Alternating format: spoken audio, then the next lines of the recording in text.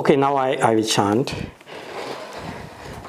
This is what should be done by one who is skilled in goodness and who knows the path of peace.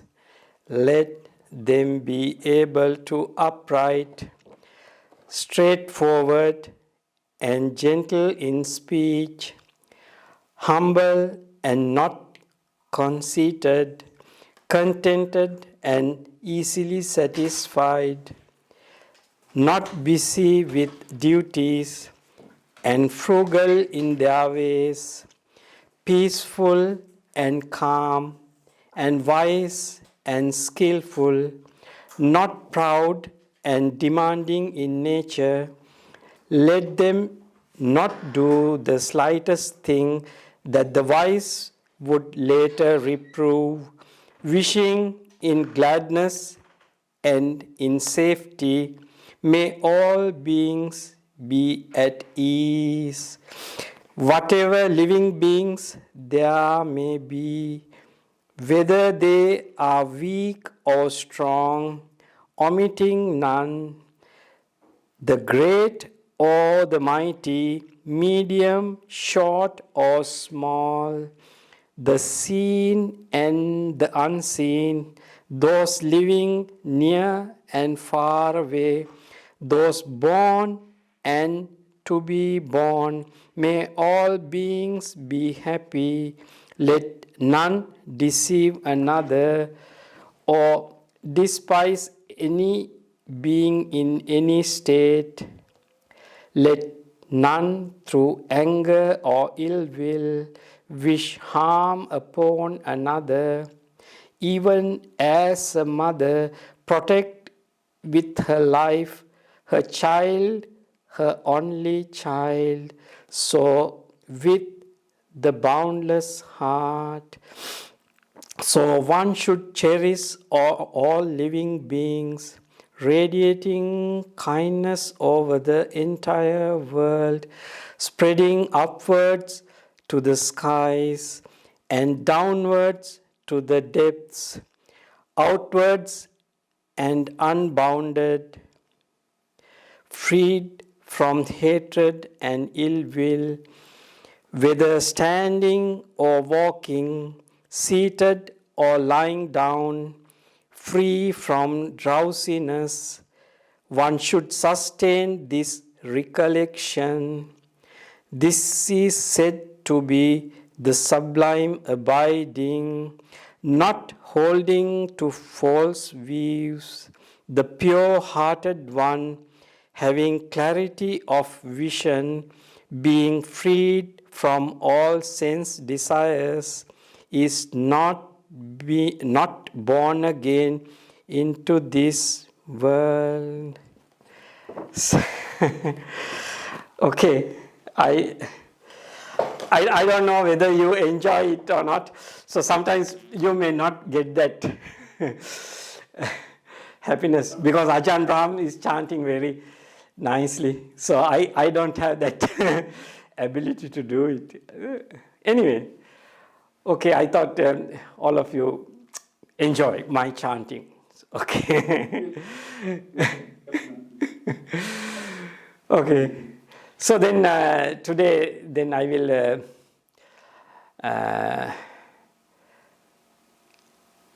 remind you the important things before start meditation. So it is good to remind ourselves to condition our mind to do a good meditation session. So we should have focus in the right way and let go all distractions.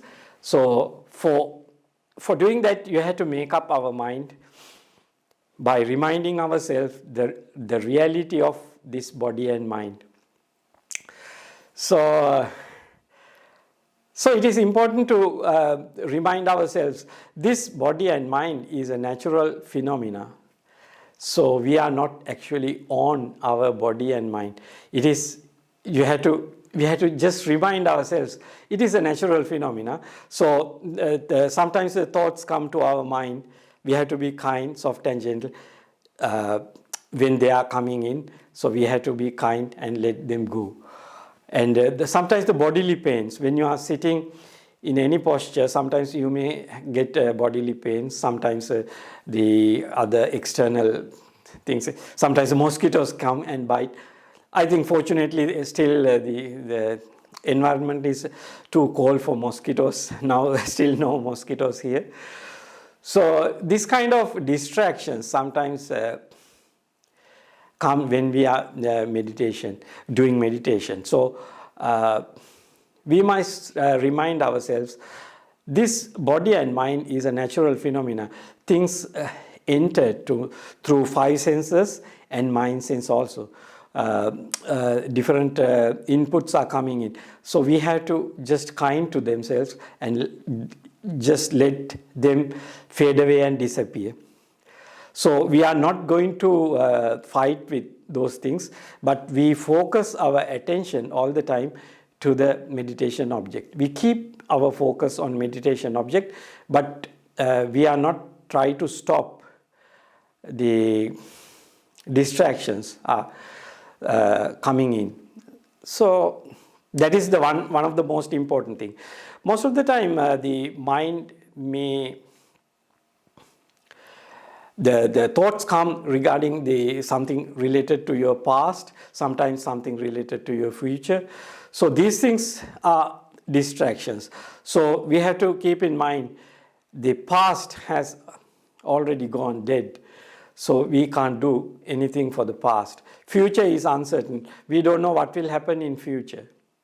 So future, each and every moment in this life, depending on causes and conditions at each and every moment. So whatever thing we experience in any moment totally depend on external conditions and internal conditions at that moment. So this is how we learned this Lord Buddha's teachings. And in the same time, if you investigate, or if you carefully watch how your body and mind work, you see it is true, it is real. So if you keep in mind this understanding, it is helpful to let go things, be kind to ourselves and be kind to the external world.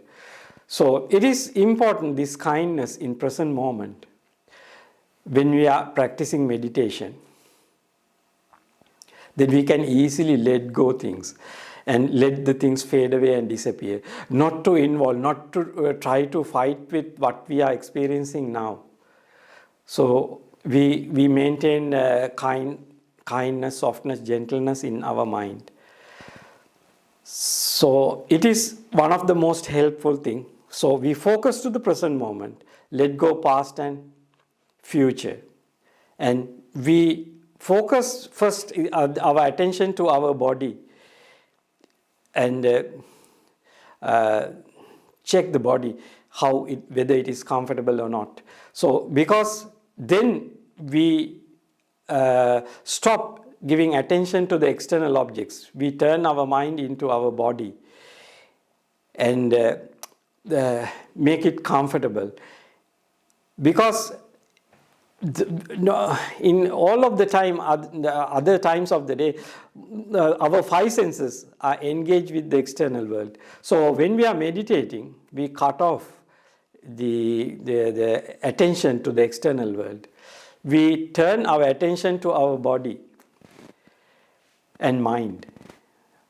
So that is also important to keep in mind. So the thoughts, when the thoughts comes to our mind, we just don't pay attention to the thoughts. We prefer the silent mind. Sometimes mind will give us a small guidance if you are meditating alone. But today I am giving little bit guided meditation. So it will helpful you to let your mind to work according to the guidance, and then it will help to bring your mind calm, quiet and still. So still mind can easily watch the meditation object. Most of the time we are doing the breath meditation, so we watch our breath. It is going up and down, so we watch it. Then our mind become more calm and still, and it go to the deeper meditation. So deeper calmness and stillness come to our mind. So when we are practicing meditation, we let go our body. So then we are focused to our mind only. And meditation object is what we experience or we see through our mind. So that means we see the breath is going up and down. See means we feel, we understand. So we are not going to watch any place of our body for understanding the breath, but we just watch. We just watch the experience. How we understand breath is going up and going down. So these are the basics basics we have to keep in our mind. In the same time, sometimes we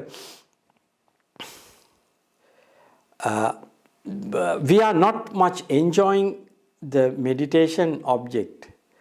In some instances, mind is not much inclined to enjoy the meditation object. Maybe because that kind of situations, we have to motivate your mind to do it. If you are a skillful meditator, if you have practiced for some time this meditation, naturally your mind inclined, when you sit for meditation, mind naturally go to the meditation. So it is easy. If you are new to meditation, so sometimes you have to motivate your mind to practice meditation. It is necessary. Otherwise, you feel it is boring and just your mind start wandering here and there. So these things we should keep in mind, because the important thing is we pay attention to our meditation object, but we are not doing anything. So only attention we keep on the meditation object or our body.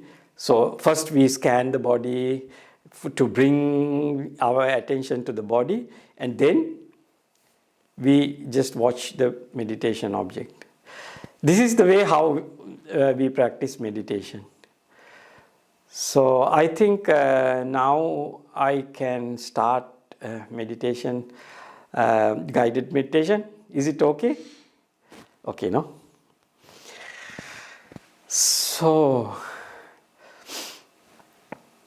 now 7:23. So we can start. Okay. First of all, you can sit in a comfortable posture, so it is easy for practicing meditation. I think all of you are staying in your homes, so I think already you are sitting in the comfortable posture. So anyway, you can sit and get ready for practicing meditation. Good.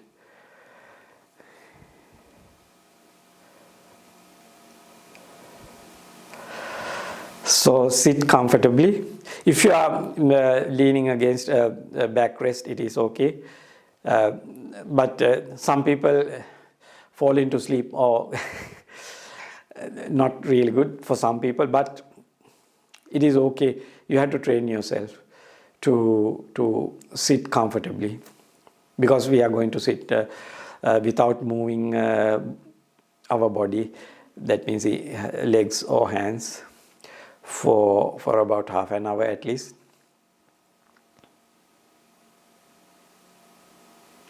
So now you can close your eyes and bring your attention to your body.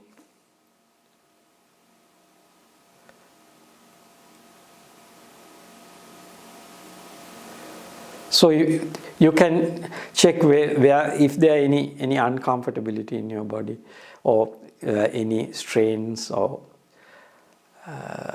stiffnesses in body. So then you can relax your muscles in your body. So carefully pay attention to your body.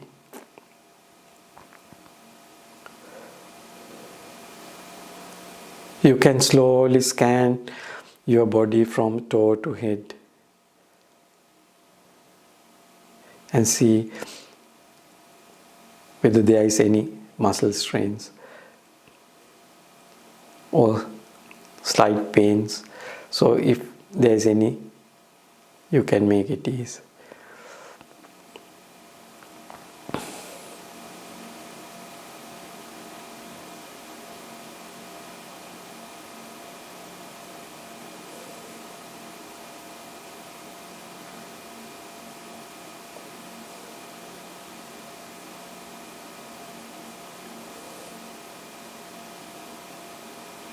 You have to be kind to your body. Body is a natural phenomena.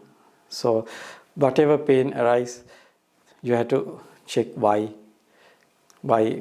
it is arising. So you can ask your body, are you comfortable? So then you can get the answer. Each and every part of the body, from toe to head, you can slowly scan and ask whether it is comfortable or not.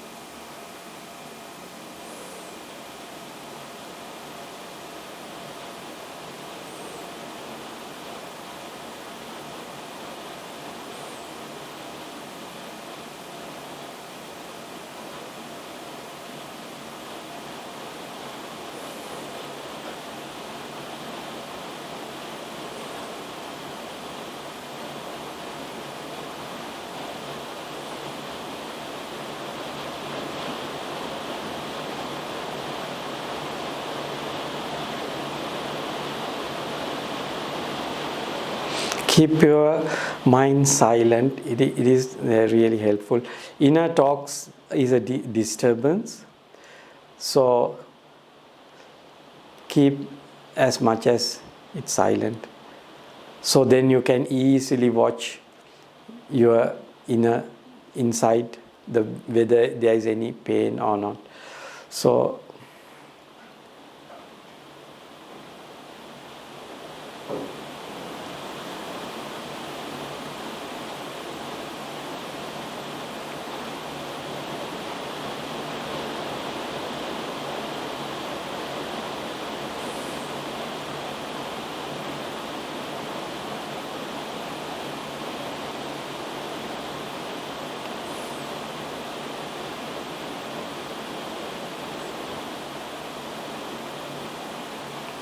we are going to enjoy the silent stillness of the mind. So it is important to keep in mind we are going to be happy. We are not going to do anything. We are going to give a rest to our body and mind. So we are going to enjoy the silent stillness of our body and mind.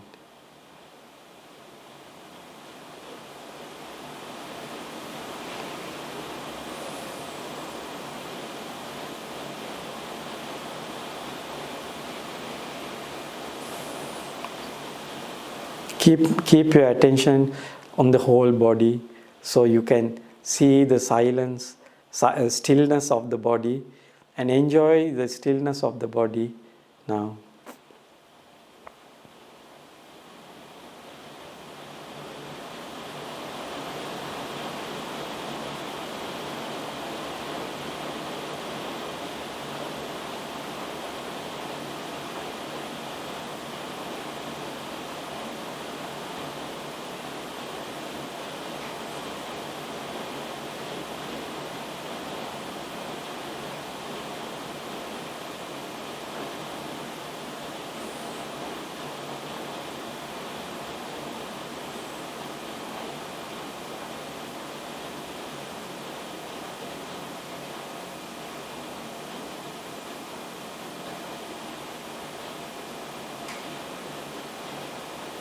Enjoy the silent stillness of the body.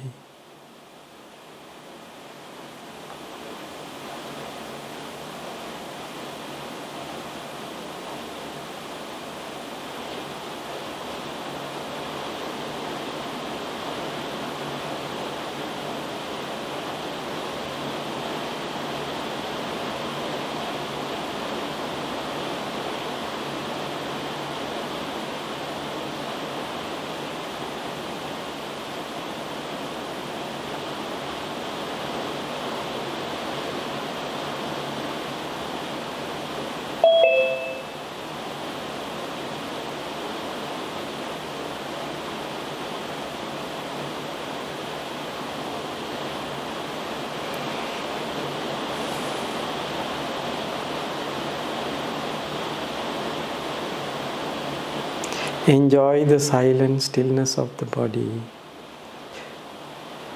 If there are any thoughts come, just let them go. Don't pay attention to the thoughts. Just keep your attention on your body, and silence of the mind is, you can enjoy the silence of the mind and body.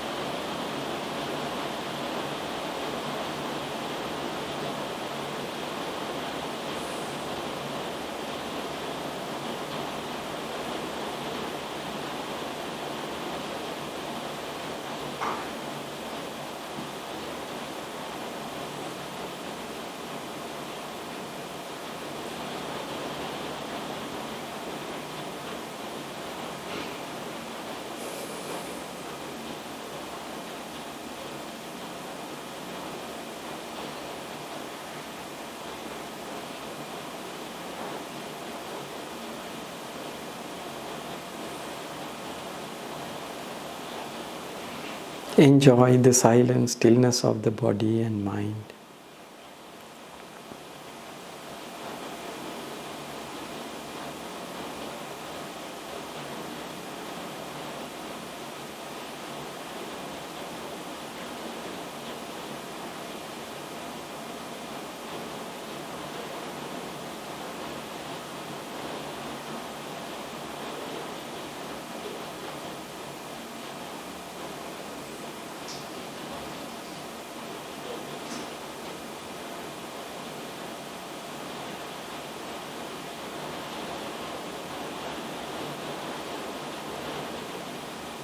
Enjoy the tranquility of body and mind.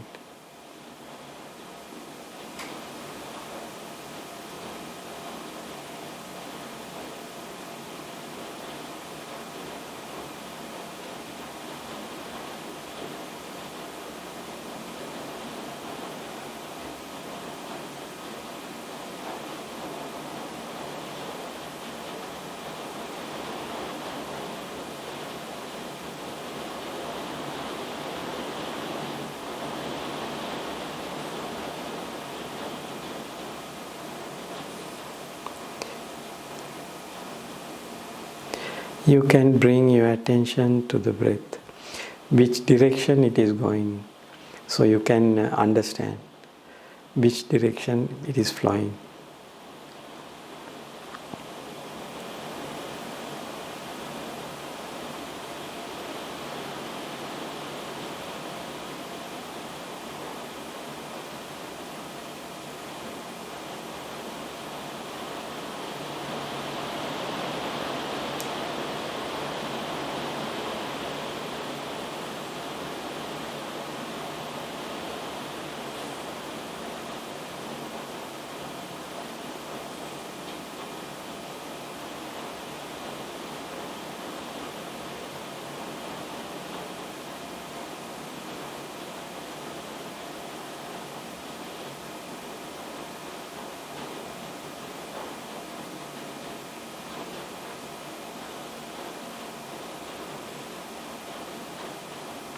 Keep your attention on the breath and watch the direction of the breath, whether it is going in or out.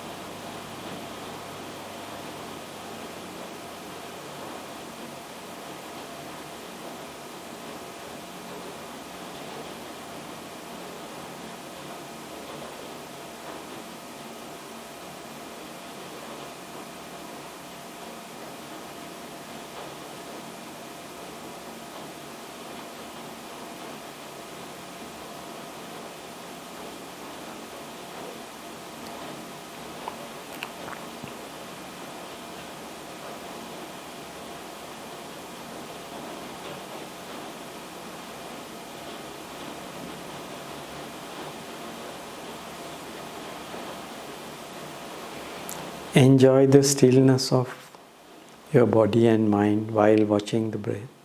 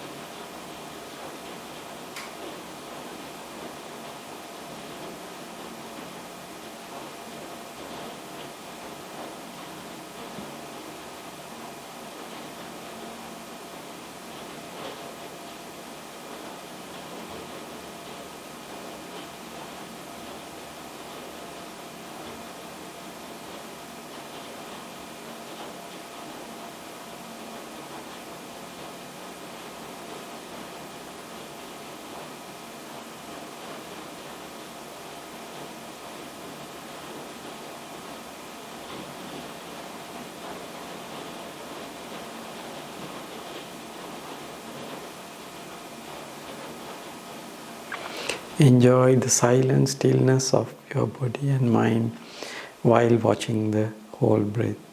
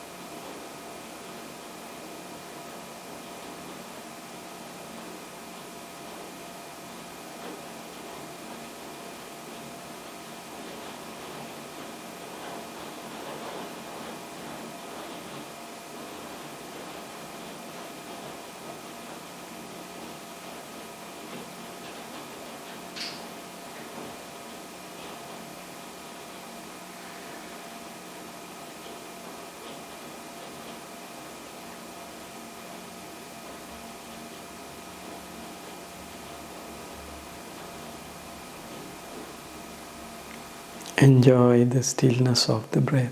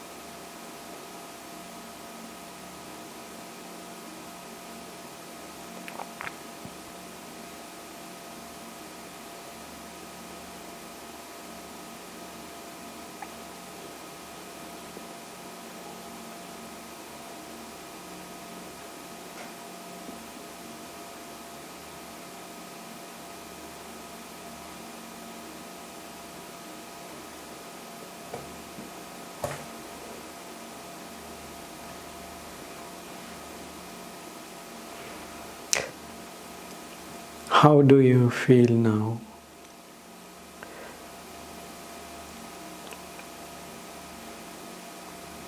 How comfortable your body and mind?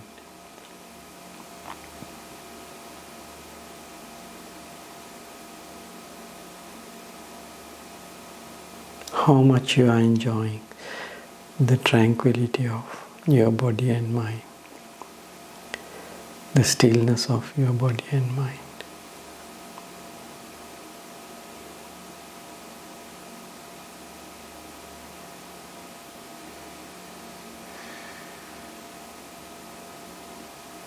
So now we are coming closer to the end of this meditation session.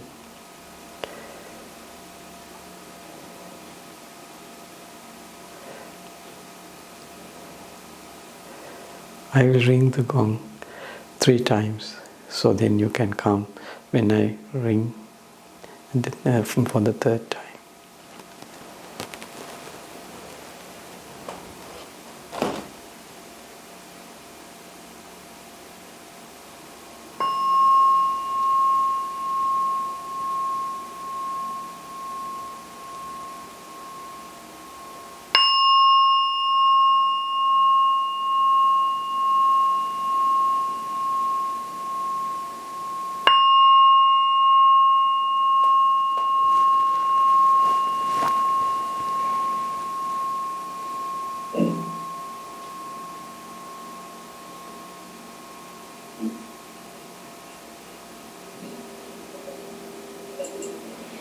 So if you have any questions, you can ask regarding meditation practice or anything else.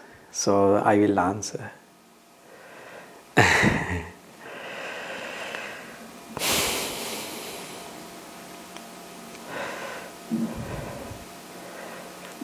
So I think depending on the different people have different experiences on when they are practicing meditation. So it is important to keep in mind, actually I forgot to remind you. So when we close our eyes, if there is any visual objects are coming in to your mind, so you should not pay much attention to those objects. So the object of light is the one we normally focused our attention onto the light and the center of the vision area, not to the 5 sense world objects. That means the normally day-to-day life when we see the different kind of objects. So if those objects come to our vision, so we don't pay attention to those objects. So this is sometimes some people hear sounds from ears when we are practicing meditation. So then you should not pay attention to those things. So if that sound is a continuous sound, it is okay. But sometimes the speaking noises, someone is speaking to you, that kind of things you should not pay attention.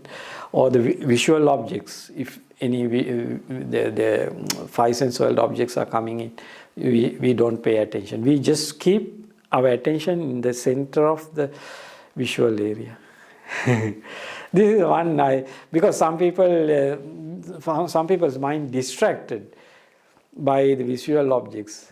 If you pay attention on these things. So if you have any questions, you can ask, then I can answer.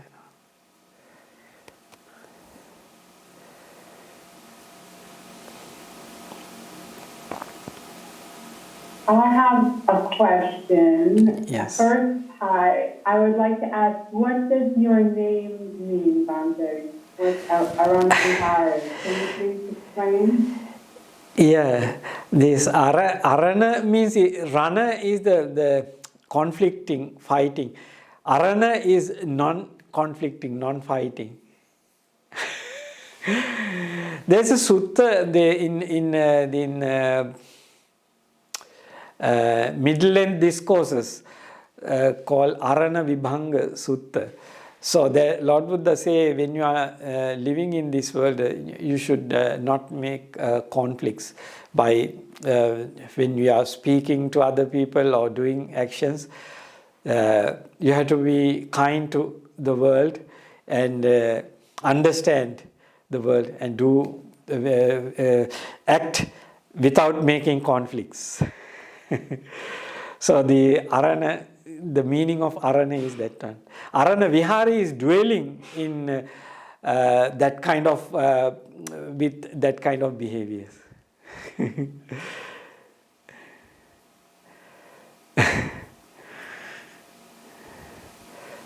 Well, that's nice to think about in terms of how you were explaining the meditation, because there's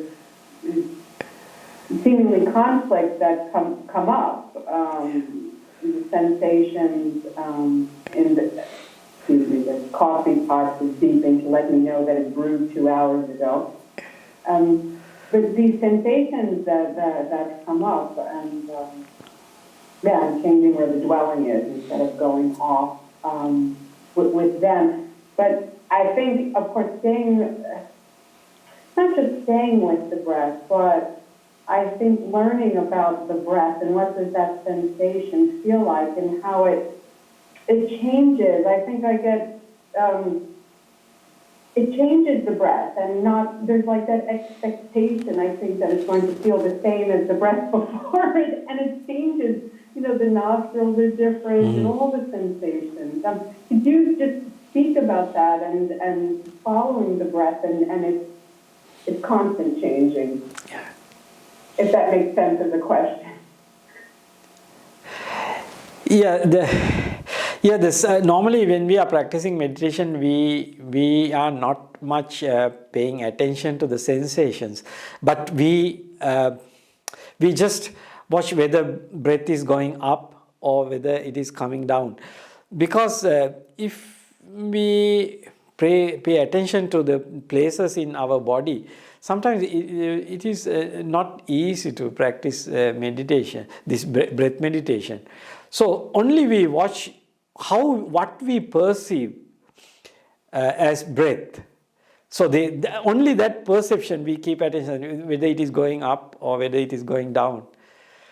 So then it is easy, it is comfortable. If you try to watch the breath touching sensations, so sometimes these places become stiff. If you watch the nostrils, these things become stiff, the whole area. So that's why we are just try to understand which direction breath is going, whether it is going up or whether it is going down. Later we can clearly understand the breath is going up and breath is going down. We can pay attention to the full breath. So then the mind is more still and more focused. At the beginning, actually, we only watch the breath is going up, breath is going down. Most of the time at the beginning we try to watch where the breath is touching, but we should not continue it. That's my personal understanding, because we are practicing meditation for a long time. At the early stages, actually, we practice like that, but it makes the face sometimes stiff. And our attention go to the whole face, and the mind is not let go the body. It is always stay with the body sensations. Then this meditation doesn't go deep, and it is not very delightful. When we watch the breath perception, that means what you perceive as breath, so then it is very comfortable, light, and then the body start disappearing. So that is what about this meditation we practice and understand. Because according to the Lord Buddha's teachings, Lord Buddha never say you should watch this place or that place.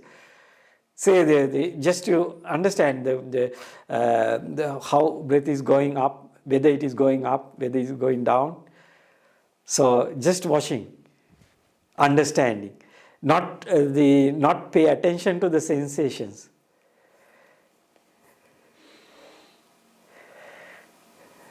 So that's how I practice breath meditation. Different teachers teaches in different ways, but according to my personal practice, I know this is the other methods. When we follow these touching sensations, so then you are always involved with your body. It makes the body stiff or feel very strongly. You are not letting go, and you are not getting more comfortable and light. The sensation, that means you feel much more comfortable when you let go your body. I think I answered the question. No, am I answered the question? Yes, and I think it's very helpful because I also it's a developing process. Yes. And I think even for me, sensing the breath. Yeah. Is part of that. It's part of getting to where you're speaking of. But the way you put it makes it very helpful to put it in context and say, okay, this is what I'm doing, and understanding why I'm doing it, and then where it needs to move forward. Yeah. Move forward. And it doesn't have to be felt as a sensation. To be experienced. Yeah. I think that's important. It doesn't, I'm going to say it again for myself here. Yeah. It doesn't have to be felt as a sensation. It doesn't have to be sensed to be experienced. Yeah. Okay. Yeah, that's the important thing. Yeah. Thank you. Yeah, because I heard you before on the BSV. Yeah, okay. Thank you very much. I've enjoyed your talks and meditations before. Thank you. Okay, thank you. Yeah, that's a good question for many people. Okay, ask. Ajahn, that's been very beautiful this evening. Thank you. The meditation was very still. I find the stillness that you were talking about and touching. So thank you for that, Ajahn. Thank you. I'm wondering whether you'd be happy to talk about how you became a monk. Yeah, actually, it is a long story because when I was going to school actually at grade 8, we were Buddhists, so we learned Buddhism in our schools from the small age. So I learned our teacher taught us the Dhamma Sutta, the first sutta. So he just gave an introduction and teach some important parts of the sutta.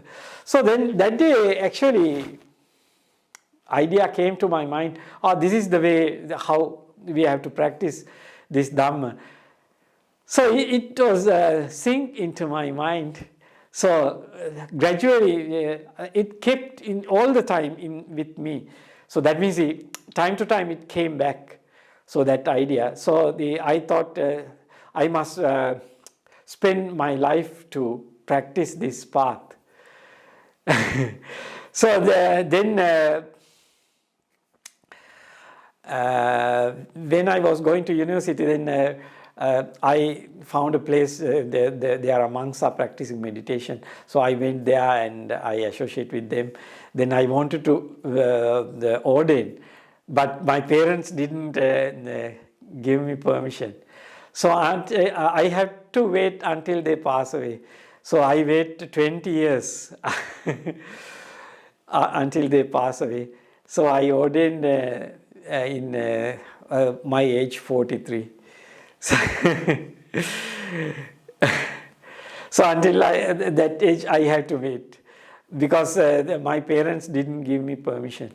So, so that's why sometimes we have to face to our life as it is. So we have to be kind to the world, not to fight. So if we are going to fight, we suffer a lot. So I ordained in 2003 in that way. I love the image of not fighting the world or chant. Thank you. Yeah. Because we see when we are fighting, so we more suffer. So when we understand this practice, we practice much more letting go and be kind to the world, kind to ourselves, and kind to the other people in this world.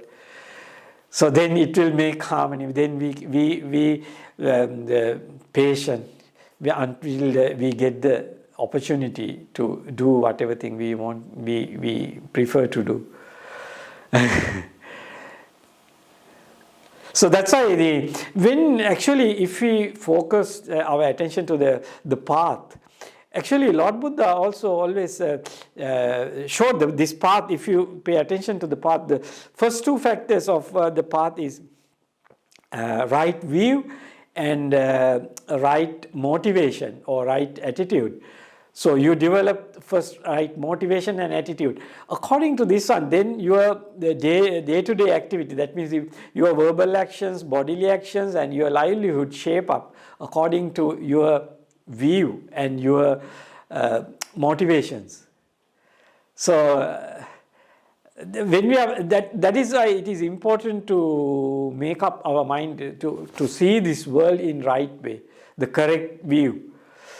So that means this body and mind is a natural phenomena, and things rise and pass away in each and every moment depending on causes and conditions.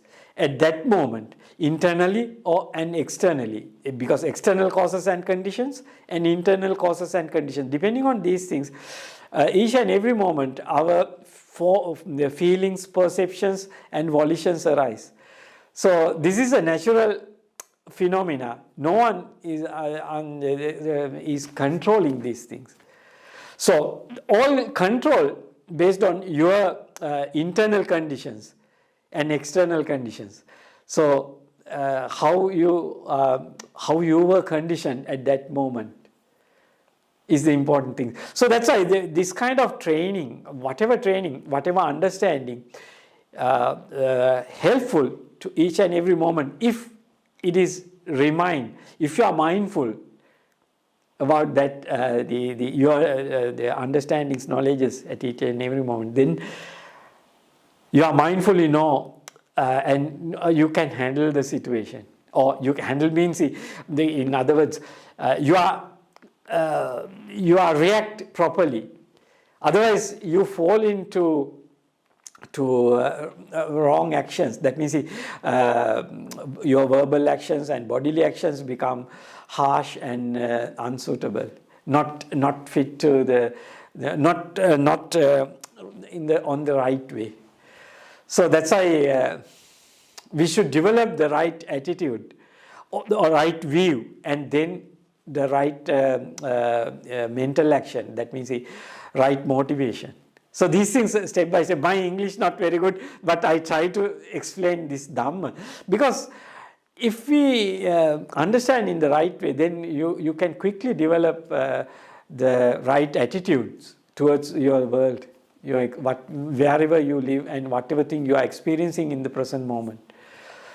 So it is helpful, meditation is the helpful thing to cultivate the good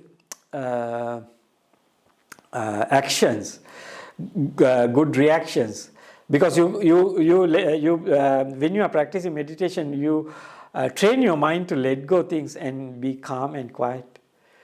So then you have a chance to react properly, think and react properly, avoid all unskillful bodily actions and verbal actions.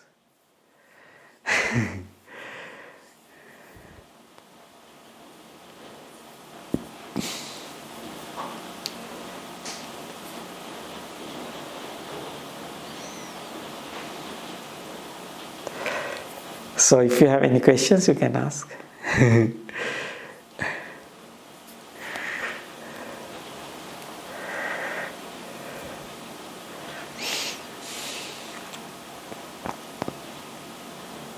Ajahn, Yeah. I'm sorry to ask you another question, but I looked on the internet and saw the monastery, a picture of the monastery in Sri Lanka, Yeah. where you started, where you were ordained there, I believe. Yeah. Very beautiful. Would you like to tell us something about your time in the monastery there? Yes. Yeah, actually, Navayana is the monastery where I ordained. So, it is a forest monastery, and that monastery has a one part, actually, the ancient, that means a very old forest with very tall trees, and the caves. These caves, actually, the archaeologists say these caves belongs to 1st century BC. So very old caves. So actually 2nd century BC. These caves belongs to 2nd century BC. At the early stages of Buddhism, which came from Sri Lanka. So the king's brother make these caves, actually. That means the caves means they make a small line to not to drip water along the cave inside.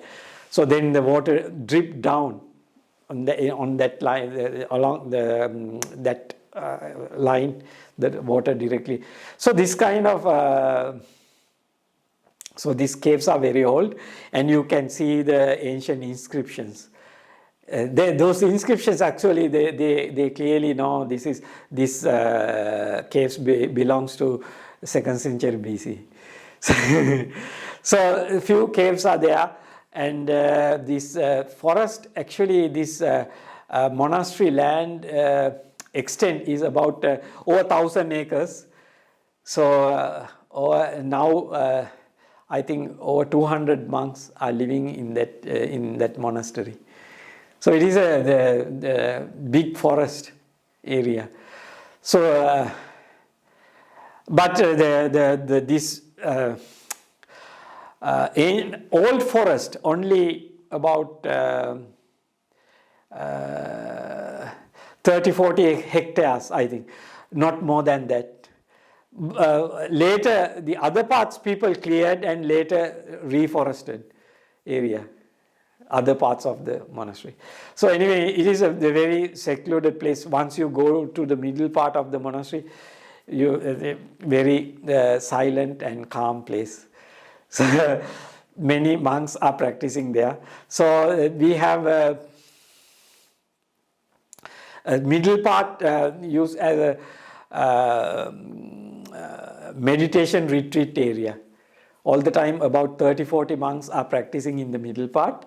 So the other parts also, some areas monks go to the villages closer to that area and come back, and they practice meditation. They have the good seclusion in those huts. So it is a big monastery, and there is a nuns monastery also in this belongs to this monastery. It is a little bit far from the first entrance. That means the monks' monastery entrance, but it belongs to the same area of the forest.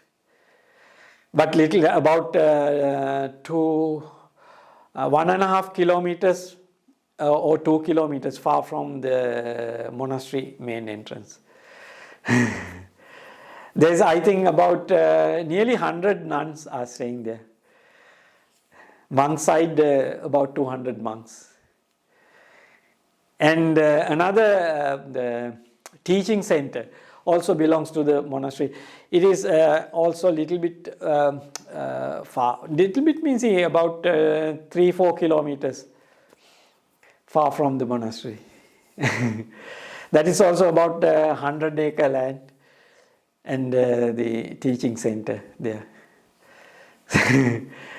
So that kind of monastery, the Navayana monastery, actually now it is a big monastery. When I was ordaining, only about 50 monks lived there, and no nuns monasteries. Nuns monasteries started after I ordained.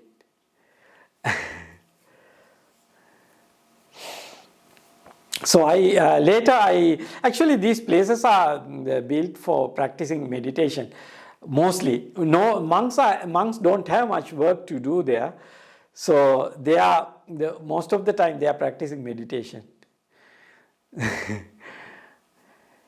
So they are not much involving in teaching work also. Only few monks do the teaching works. That depends on their choice. Some monks prefer to do more teaching work, and in the same time they are doing practicing meditation. Some monks are helping to all monks, doing the monastery other management work and all these things. Some monks are fully devoted to, most monks actually fully devoted to their meditation practice. So some monks are teaching to other monks how to practice meditation and all these things.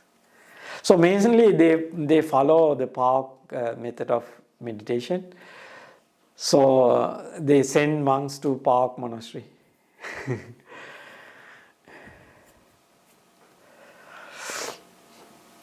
But there is no strict control, so they have enough freedom to practice whatever method they prefer to practice.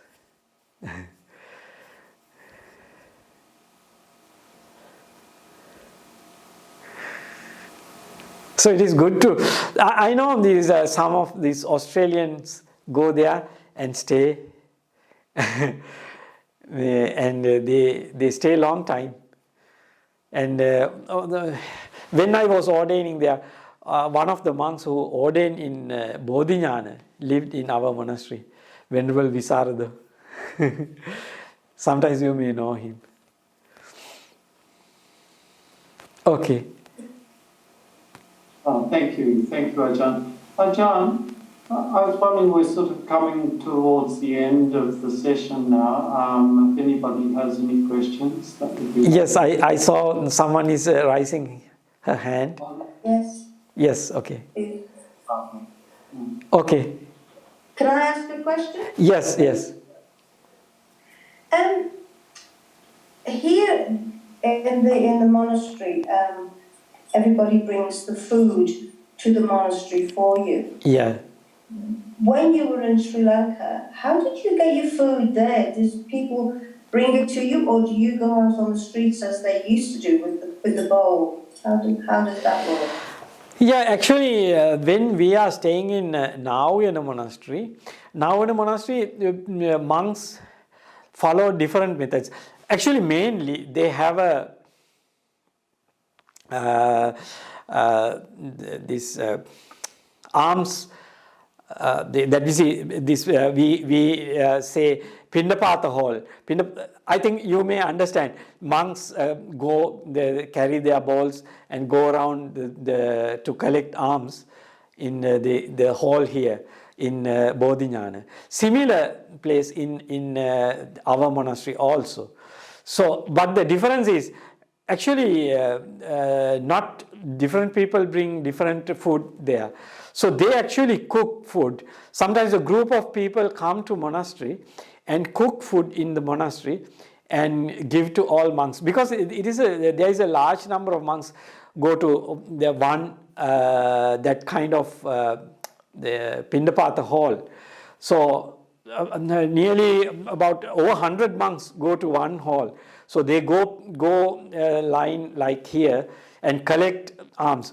But the difference is, they all the time, there are two lines actually, the food lines.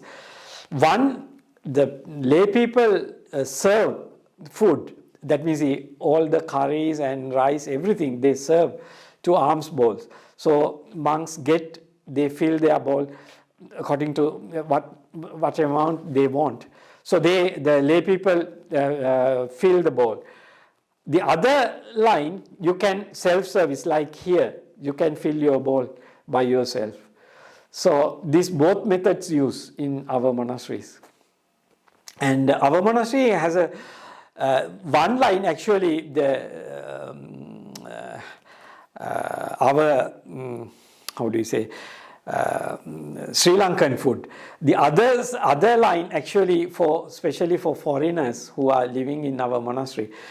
In our monastery actually about 30-40 foreigners or more than sometimes foreigners are living in the monastery. So they are not used to Sri Lankan food, chili and all this stuff. So they go through the other line and they self-service, they are served to their bowls. So that kind of method. So some monks actually go to the village and collect the alms to their bowls. So the villagers serve them when they go to house by house. So both methods used in our monasteries. Thank you. We have also one message and a question in the chat. Okay. Can anyone go there and practice Ajahn? Can Ask me. anyone go to the temple in Sri Lanka and practice? Yes, can. You have to go to their website, nowina.org website. Once you go to the website, you can get all the information how you have to apply. So first you have to write to nowin@gmail.com, that their email. So then they will answer. So actually, many foreigners go there for practicing meditation and stay, and even the men and women both, and monks and nuns go there and practice meditation. So you can see their terms and conditions and all these things you can see when you go to the website and read. They give a PDF, I think, in that website regarding this, how you have to apply, and they give a application form you have to fill and send them by email. Well, Ajahn, it's now come to the magic time of saying good night. Good night. Okay, good. And Ajahn, it's been a wonderful evening. Sadhu. Okay, thank you very much for inviting me and give a chance to talk to this Armadale community. Actually, this is the third time I think I address this Armadale community. Okay, I am also very happy to have a chance to talk to you. So, thank you. Bye. Bye. Okay. Thank you for your time. Okay. Bye. Thank you. Good night, all. Good night. Sadhu. Good night. Good night. Good night. Saying Good night. good night. Good night. Have a good night. Sadhu. Okay. Okay, sadhu. Is that